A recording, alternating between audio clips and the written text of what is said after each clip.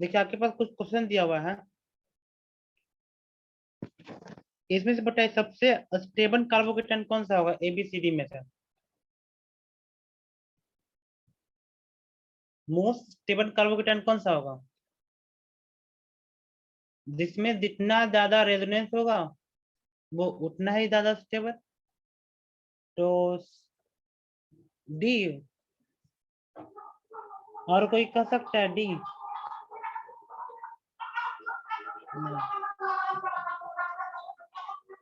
और कोई?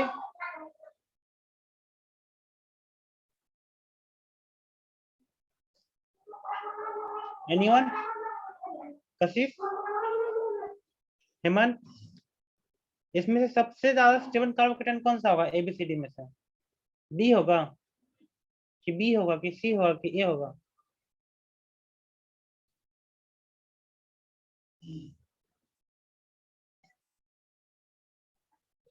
सबसे खराब जो होगा ना वो डी होगा। सबसे खराब कार्बोकेटाइन कौन सा होगा? डी होगा। कारण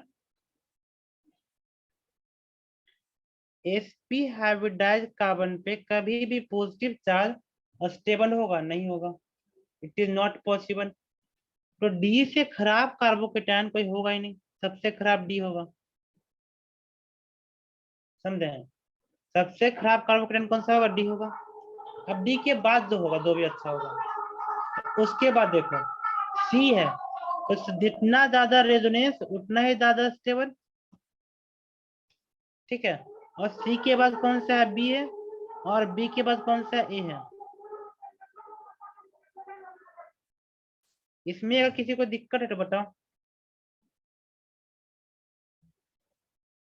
समझे? sp कार्बन पे अगर पॉजिटिव चार्ज होगा तो उससे खराब कार्बोकेटाइन कोई नहीं होता। क्वेश्चन नंबर 2, 2 में क्या होगा? तो सबसे खराब कौन सा होगा 2 में?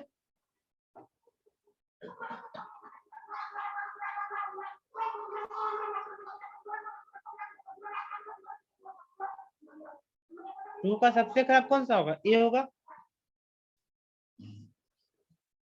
क्योंकि sp कार्बन पे पॉजिटिव चार्ज कभी भी स्टेबल नहीं हो सकता।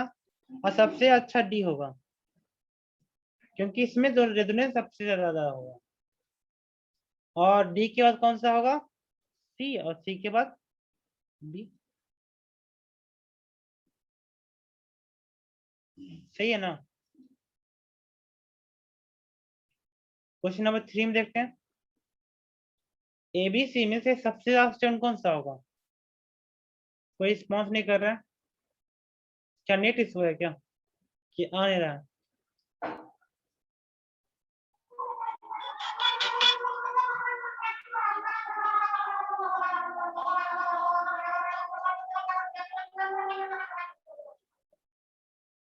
नहीं आ रहा है। देखो सी में तो है, आ नहीं रहा है।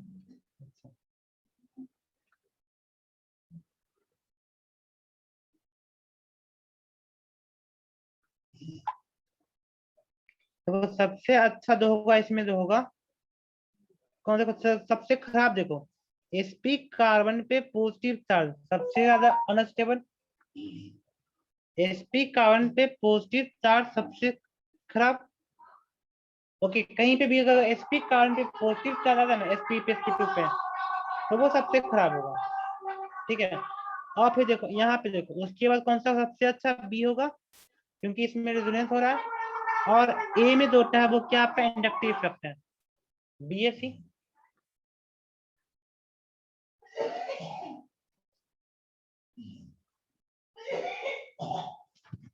कुछ साउंड ही आ रहा है, आवाज ठीक से नहीं आ रहा क्या?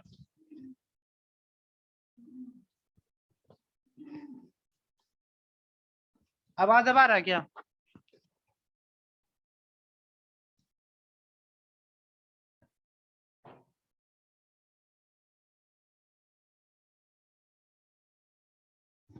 आवाज ठीक से आ रहा है?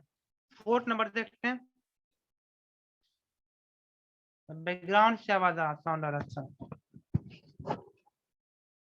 कोई दिक्कत नहीं। मतलब इसमें से बताओ, फोर में सबसे ज्यादा स्टूडेंट कौन सा होगा, सबसे खराब, सब देखो, सबसे अच्छा ढूंढो और सबसे खराब ढूंढो, तो बीच का टमाटर तो नहीं जाएगा ना, सबसे अच्छा सबसे खराब मिल जाएगा, तो बीच का टमाटर चल जाएगा, तो सबसे खराब कौन सा होगा, सी होगा, सबसे खराब सी होगा, क्योंकि जो sp कार्बन पे जोटा है पॉजिटिव चार्ज सबसे खराब होगा, sp कार्बन पे पॉजिटिव चार्ज सबसे खराब होगा, और सबसे अच्छा कौन सा होगा, देखो यहाँ पे रेजोनेंस होगा, सिग्मा पाई सिग्मा का यहाँ पे ए नहीं होगा, ए में देखो पाई, देखो पाई सिग्मा सिग्मा, तो पाई सिग्मा सिग्मा है, तो वो स्टेबल कैसे होगा, उसमें रेजोनेंस हो रहा है, और यहाँ देखो पाई सिग्मा पॉजिटिव, मतलब कि यहाँ पे कंजुगेशन है ना दी, मतलब पाई सिग्मा पाई करके यहाँ पे कंजुगेशन होगा, लेकिन यहाँ पे लगातार दो सिग्मा होता है,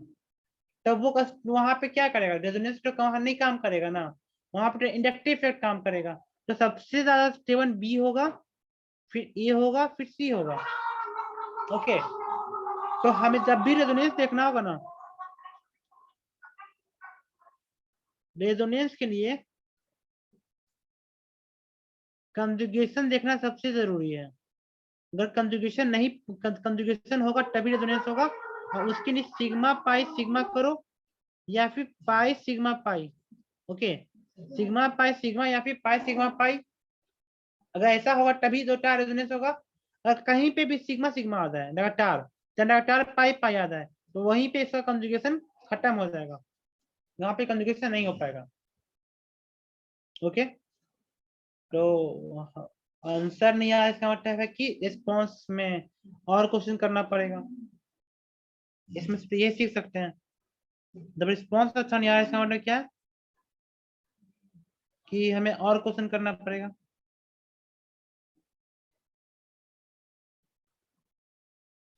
ठीक है, कोई दिक्कत नहीं, और क्वेश्चन लाना पड़ेगा कहीं ना कहीं से। स्टेबिलिटी ऑफ कार्बोकेटायन में मतलब अभी भी प्रॉब्लम हो रहा है, रेजोनेंस को ठीक तरह से फाइंड आउट नहीं कर पा रहे हैं। ठीक है, नेक्स्ट टॉपिक पे बढ़ते हैं, फिर जो है नेक्स्ट क्वेश्चन जो आएगा उस पे करेंगे, फाइनल शॉर्ट वन में होगा ना क्वेश्चन हमारा। देखो नेक्स्ट टॉपिक हमारा है बॉन्ड लेंथ।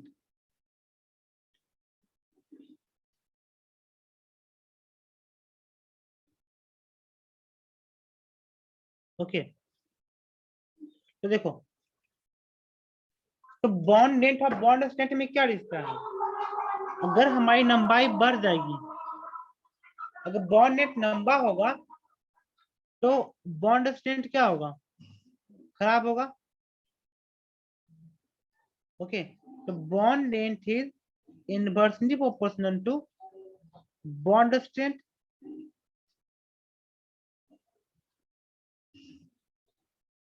ओके, तो कार्बन कार्बन सिंगल बॉन्ड का होता है बॉन्ड लेंथ कितना होता है,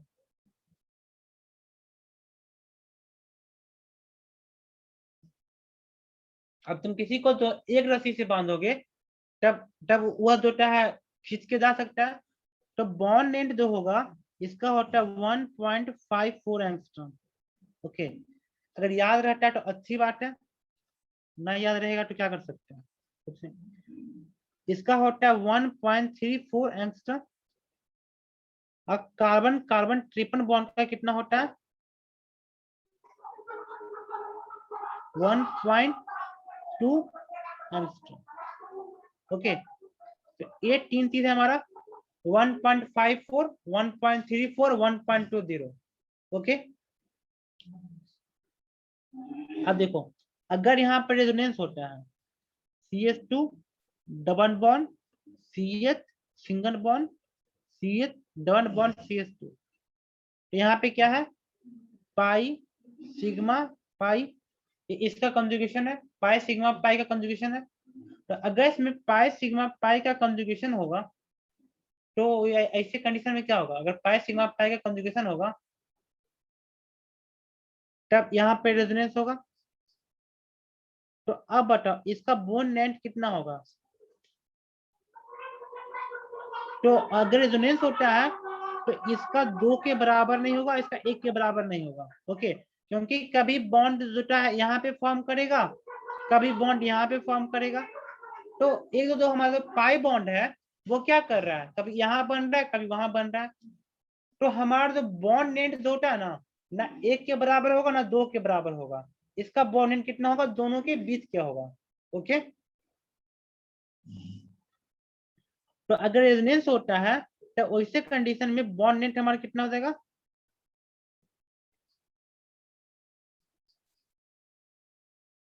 1.39 एंगस्ट्रॉम। 1.39 एंगस्ट्रॉम मतलब कि 1.54 से छोटा और 1.34 से ज्यादा। ओके, तो कार्बन कार्बन सिंगल बॉन्ड से कम होगा और कार्बन कार्बन डबल बॉन्ड से कम, कार्बन कार्बन सिंगल बॉन्ड से ज्यादा, sorry, carbon carbon single bond से कम लेंथ होगा और कार्बन कार्बन डबल बॉन्ड से ज्यादा होगा। हाँ, कार्बन कार्बन डबल बॉन्ड से ज्यादा बॉन्ड लेंथ होगा और कार्बन कार्बन सिंगल बॉन्ड से कम बॉन्ड लेंथ होगा। ये है हमारा।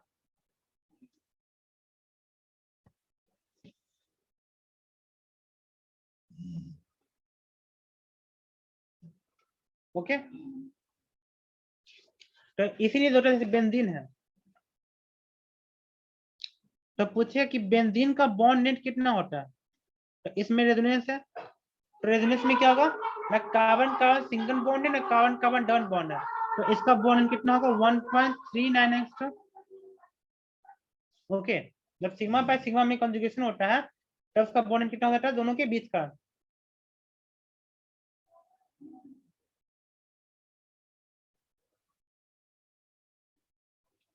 ओके, अब इसमें रेजोनेटिंग स्ट्रक्चर कितना बन सकता है किसी चीज का, वो कैसे फाउंड करेंगे।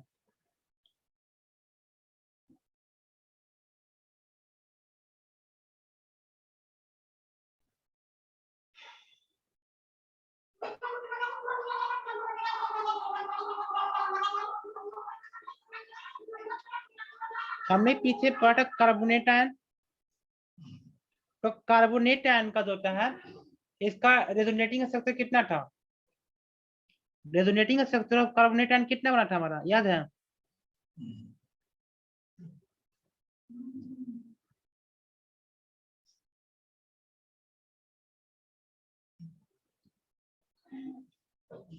पढ़ने क्लास में बताया था कितना होता है, उसमें 3 स्ट्रक्चर होता है। एक कार्बोनेट ऐसे होगा,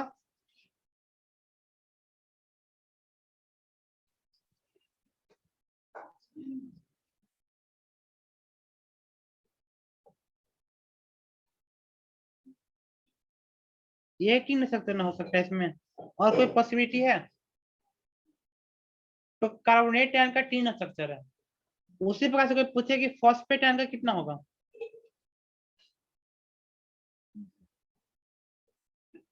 फॉस्फेट आयन का रेजोनेटिंग स्ट्रक्चर कितना होगा इसका, 4। कैसे निकालेंगे इसका, फॉस्फेट आयन का रेजोनेटिंग स्ट्रक्चर 4 होगा, P double bond O minus O minus O minus. Okay, अब सिंपली जो था और बनाएंगे स्ट्रक्चर तो कौन सा होगा, पी डबल बॉन्ड यहाँ पे रखेंगे और बाकी जगह ओ माइनस और ओ माइनस। फिर एक और क्या कर सकते हैं, एक डबल बॉन्ड नीचे रखेंगे तो ओ माइनस ओ, जितना बाकी जितना जगह है ओ माइनस लिख दो। और फिर क्या कर सकते हैं इसमें, पी डबल बॉन्ड इधर का रख दो, O minus O minus O minus. तो इसमें जो है कितना स्ट्रक्चर बना, 4। तो अगर तो इससे हमारा क्या कंक्लूजन आया कि किसी भी सेंट्रल एटम के अलोंग जो होता है जितना एटम होता है उतना स्ट्रक्चर बन सकता है। ओके, तो यहाँ पे नोट करके क्या लिखेंगे, number of resonating structure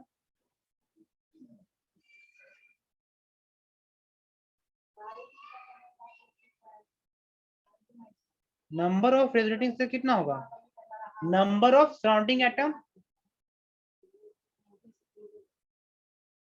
number of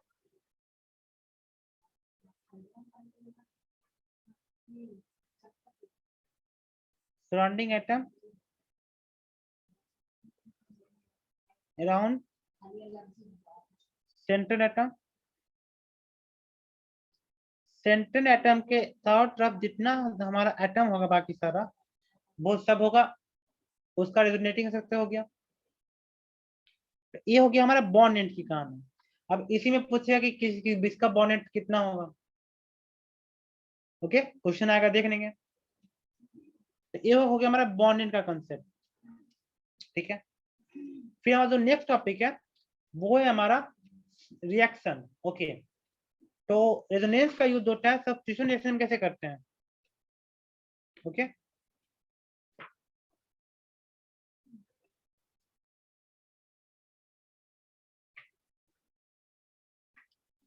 तो नेक्स्ट टॉपिक लिखो,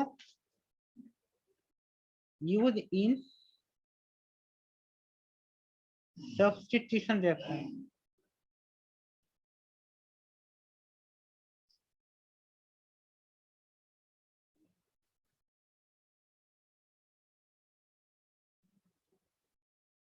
यूज इन सब्स्टिट्यूशन रिएक्शन। ठीक है,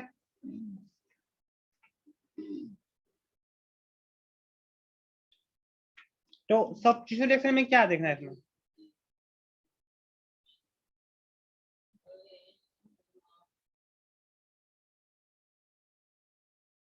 जैसे हमारे पास कोई भी है आर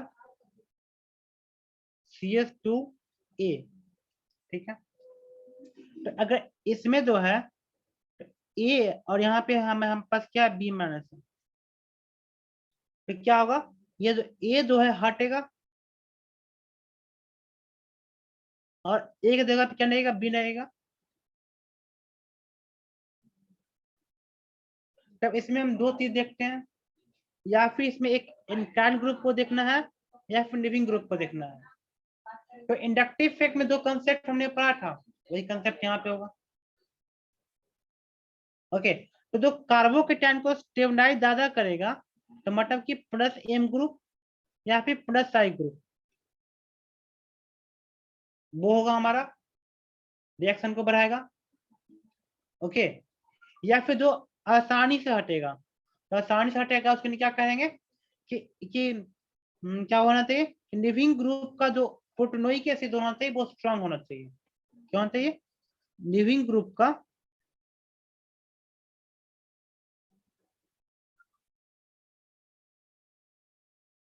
प्रोटोनिक एसिड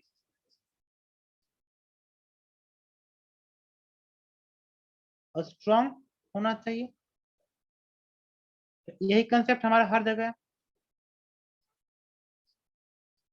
ओके, तो यहाँ पे हम इतना ही सीखते हैं, बाकी जब मेसोमेरिक इफेक्ट जैसे ही पढ़ेंगे ना, तो बाकी सारा कंसेप्ट मेसोमेरिक इफेक्ट में आएगा। रेजोनेंस में बस इतना ही जानना है। ओके, जैसे कि अगर देखा जाएगा आपके पास क्वेश्चन रहेगा कि विच रिएक्शन इज फास्टेस्ट, तो फास्टेस्ट रिएक्शन किसका होगा।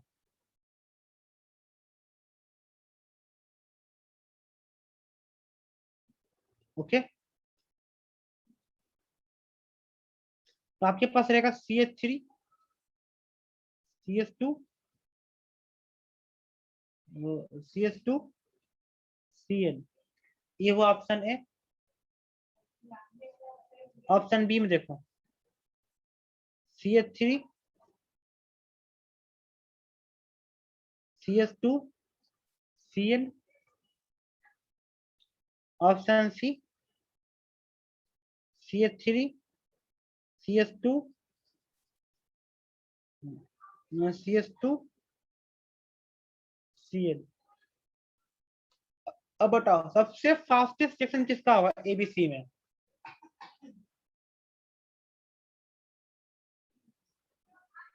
सबसे फास्टेस्ट रिएक्शन किसका होगा, इसमें क्या देखेंगे, stability of carbocation,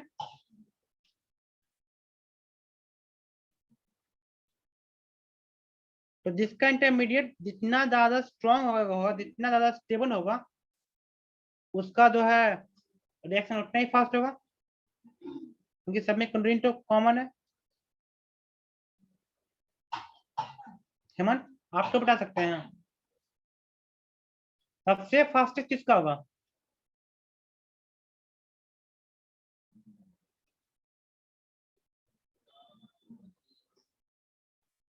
no response.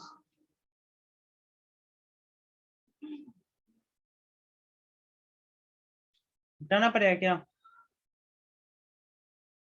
देखो ना, यहाँ से मानो कि कंडोइन हट गया, यहाँ से मानो कंडोइन हट गया और यहाँ से मानो कंडोइन हट गया, ठीक है। तो सब जगह से कंडोइन हट जाएगा, तो यहाँ पे पॉजिटिव होगा, यहाँ पे पॉजिटिव होगा और यहाँ पे पॉजिटिव होगा। तब देखो ना, यहाँ पर रेजोनेंस नहीं हो रहा, पाई सिग्मा और पॉजिटिव आयन है, यहाँ पे कंजुगेशन नहीं है, तो सबसे स्ट्रॉन्ग कौन सा होगा? सी होगा। और सबसे खराब कौन सा होगा? बी होगा। क्योंकि sp कार्बन पे पॉजिटिव चार्ज कभी स्टेबलाइज हुआ है। अब बाकी बात गया ए, इसमें इंडक्टिव इफेक्ट है, सी ए बी। कंसेप्ट क्लियर है कि नहीं है?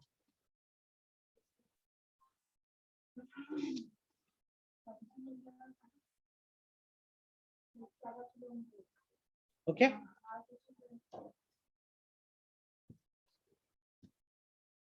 ठीक है।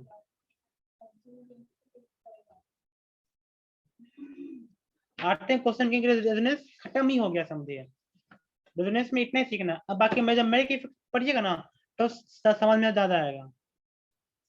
क्योंकि रेजोनेंस और मेजरमेंट इफेक्ट ना देखने में लगता है कि दोनों एक ही चीज है लगभग लगभग, क्योंकि उसमें भी डीलोकलाइजेशन ऑफ इलेक्ट्रॉन होता है मेजरमेंट इफेक्ट में, और रेजोनेंस में भी होता है, लेकिन दोनों में अंतर क्या है? What is the difference?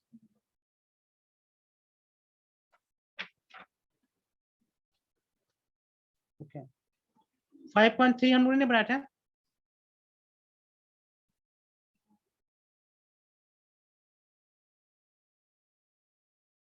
5.3 हम लोग बनाया है?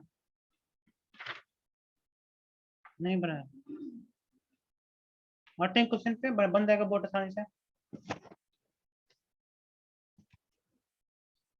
Find the stability order of the flowing, इसमें से सबसे ज्यादा स्टेबल कौन सा होगा एबीसी में?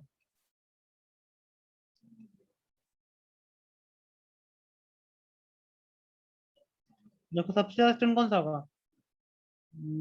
सी।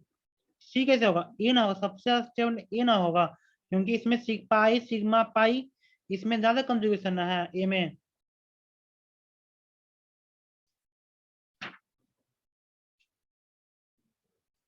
सबसे ज्यादा ए ना होगा स्टेबल दी, क्योंकि इसमें रेजोनेंस ज्यादा ना होगा। सी में भी है, सी में कहाँ है? सी यहाँ पे सिग्मा पाई कंजुगेशन है, तो भाई इसमें एक ही बार रेजोनेंस ना होगा, और इसमें दो बार रेजोनेंस होगा, तो जितना ज्यादा रेजोनेंस होगा उतना ज्यादा स्टेबल ना होगा। सी भी अच्छा है, लेकिन ए में ज्यादा रेजोनेंस हो रहा है एज कम्पेयर टू सी, तो सबसे ज्यादा ए ना होगा। ए, बी। हाँ बिल्कुल सही। ए बी, और बी के बाद सी और सी के बाद डी। हाँ बिल्कुल सही है। वैसे आपके पास तो मॉड्यूल है ही है, आपको भेज ही दिए हैं, देख कर नहीं बता रहे हैं। अब रिएक्टिविटी ऑर्डर पूछ रहा है, तो रिएक्टिविटी ऑर्डर पूछ रहा है एक्वस केओएच, तो आपको पता होना चाहिए कि एक्वस केओएच का काम क्या होता है।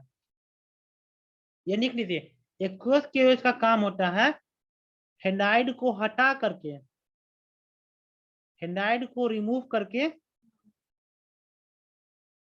OH ऐड करना। ये आपको ना जब एनकेन चैप्टर पढ़ेंगे, कौन चैप्टर पढ़ेंगे ना, इसमें पूरा काम देगा। नहीं पता था तो भाई अब अपना पता होगा। अभी पढ़े कहाँ से? चैप्टर कहाँ पढ़े तो पता होगा? अभी चैप्टर पढ़े नहीं है, अभी तो सिर्फ क्या कर रहे हैं, चैप्टर से पढ़ने का है, चीज पढ़ रहे हैं, तो पता कैसे होगा? जब एनकेन एनकेन पढ़ लीजिएगा ना तब पता होगा ना। तो यहाँ पर लिख लीजिए जो आपको उस समय याद रहेगा, कि एक्वस केओएच का काम होता है हेनाइड को रिमूव करके OH को ऐड करना, कहीं पे भी एक्वस केओएच, ठीक है। तो इसका काम क्या हुआ? सब्स्टिट्यूशन रिएक्शन, किसी को हटा करके ऐड होना उसको क्या बोलते हैं? Substitution reaction.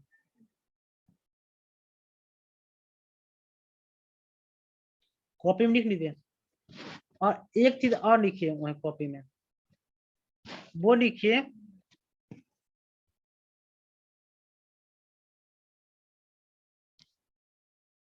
Alcoholic KOH। समझे? कहीं पे भी अगर एक्वस KOH रहेगा तो वो क्या देगा? Substitution reaction. और एल्कोहलिक KOH रहेगा तो वो क्या देगा? Elimination reaction.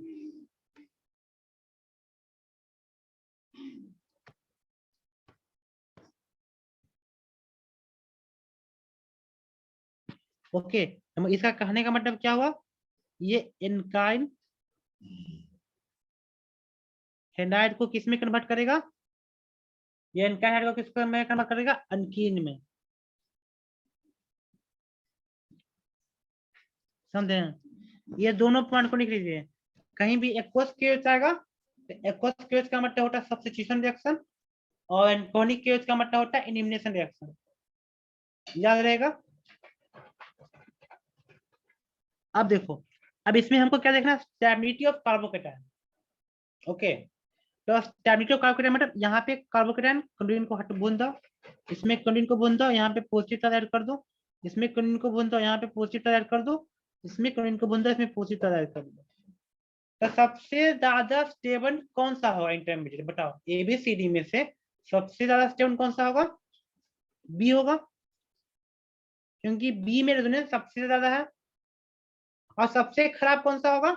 सी होगा, क्योंकि sp कार्बन पे पॉजिटिव चार्ज। दो चीज तो हमने छाट लिया ना, सबसे खराब और सबसे अच्छा। अब बीच का चीज है। अब उसके बाद बी के बाद कौन सा होगा? ए होगा, क्योंकि इसमें रेजोनेंस हो रहा है। और बी में क्या हो रहा है? इंडक्टिव इफेक्ट शो कर रहा है। तो BADC।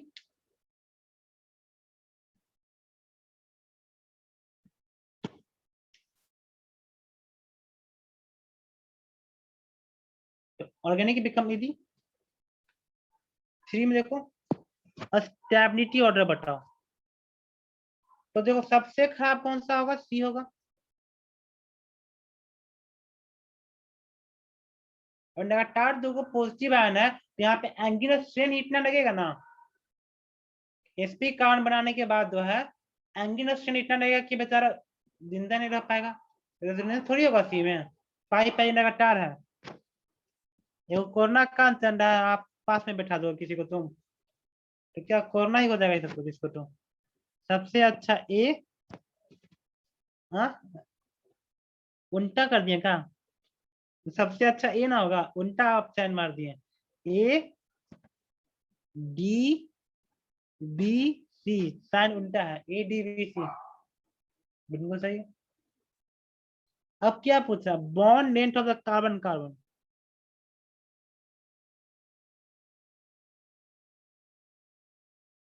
बॉन्ड लेंथ सेम किसमें हुआ कार्बन कार्बन का? बताओ।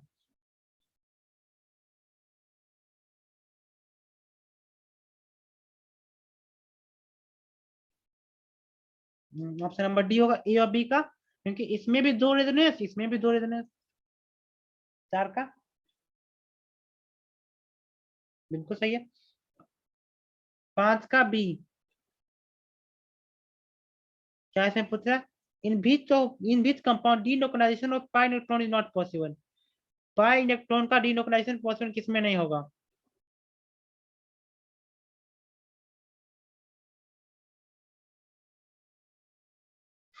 सी, बिल्कुल सही।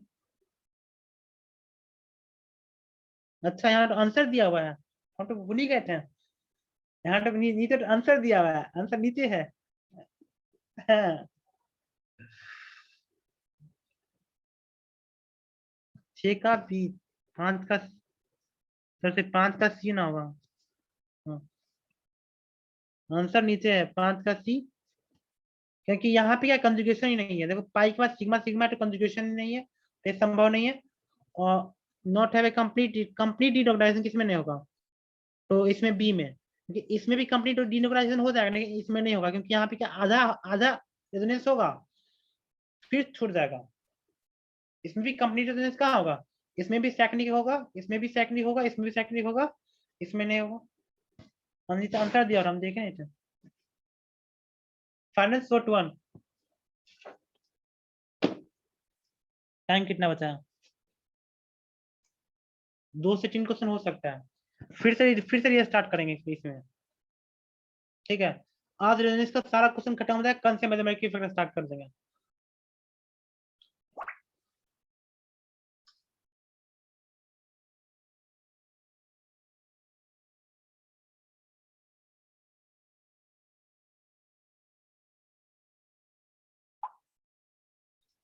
Which of the following pair does not represent the resonance system? इसमें से कौन सा जो कि इसमें रेजोनेंस नहीं हो सकता? 1 का देखो,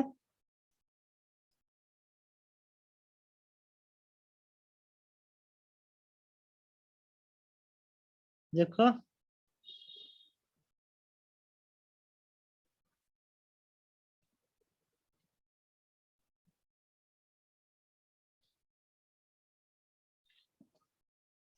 इसके लिए क्या करना पड़ेगा?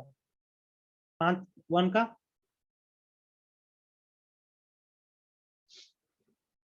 देखो, यहाँ पे CH3 CN+ और O- है, ठीक है, यहाँ पे है।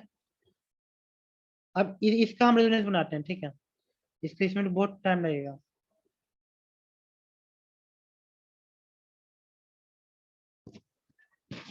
वन का डी,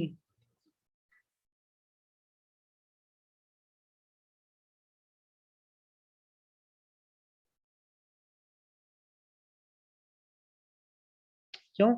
कारण बताओ। 1 का डी, हाँ बिल्कुल सही है। एक कारण बता दो।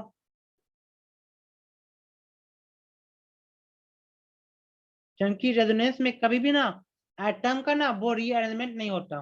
There is no rearrangement of the atom in the resonance. सिर्फ इलेक्ट्रॉन का डिनोक्लाइजेशन होता है, वो हाइपर कंजुगेशन में एटम इधर उधर होता है। देखो यहाँ पे Na3+ है और यहाँ पे जो NH2 है, यहाँ पे ऑक्सीजन डाउन बॉन्ड है और यहाँ पे OH प्लस है। तो कैसे हो सकता है? तो डी। ओके, ये सबसे बड़ा तरीका है। रेजोनेंस में कभी भी ना एटम का इधर उधर कभी नहीं होगा, सिर्फ इलेक्ट्रॉन का होगा।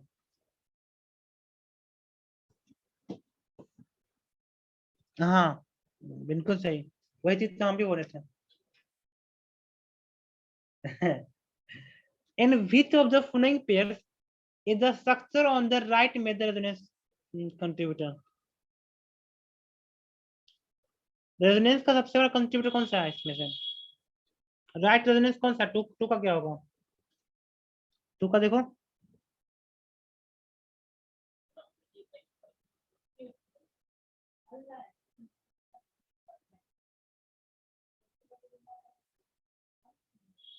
Major resonance. ओके, इसमें भी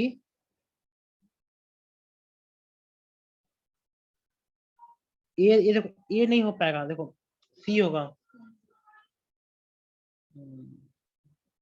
ठीक है, सी होगा, बिल्कुल सही है।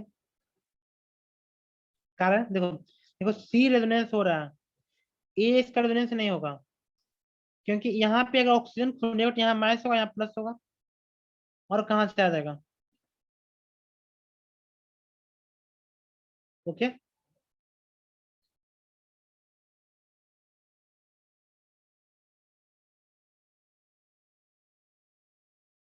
ए भी स्टेबल नहीं है, ये स्टेबल में नहीं है। कारण क्या होगा इसका? सी का, बी डी तो होगा ही नहीं। डी में भी क्या कहते हैं, ये रेजोनेंस नहीं है, ये सिर्फ ये ठीक, ये भी रेजोनेंस है लेकिन ये इसमें उतना रेजोनेंस नहीं हो पाएगा। इसमें क्या है? ये भी रेजोनेंस है। आंसर सी है, हाँ। कारण आप आंसर देख नहीं नहीं बोल रहे हैं। सी है इसका, हमको पता है। कारण क्या है इसका?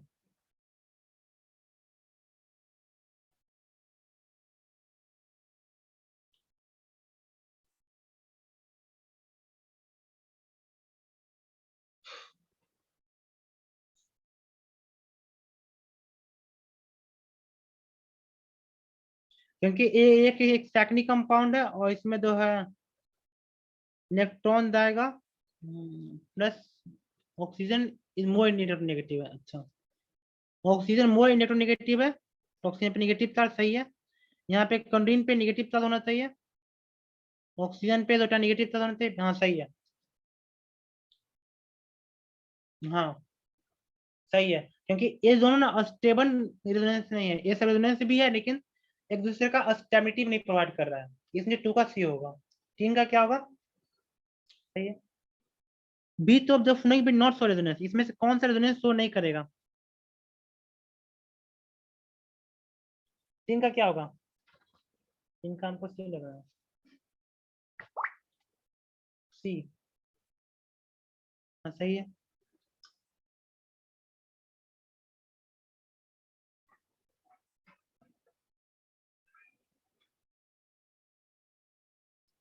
क्योंकि यहाँ पे इलेक्ट्रॉन कैसे खुलेगा, 4 बॉन्ड पानी से बना दिया, फिर से बॉन्ड कैसे बनाएगा?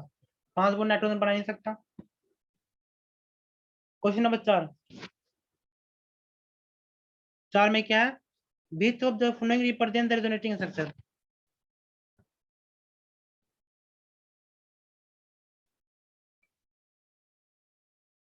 रेजोनेटिंग स्ट्रक्चर कौन सा है इसमें शो कर रहा है?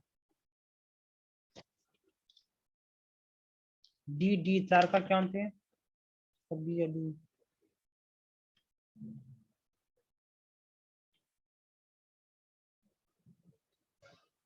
4 का डी होना चाहिए रेजोनेटिंग। आंसर भी दिया है।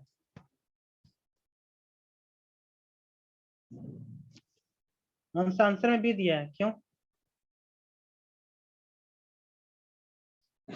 फिर से स्टार्ट करते हैं, ठीक है? एक मिनट रुकिए, टाइम नहीं है।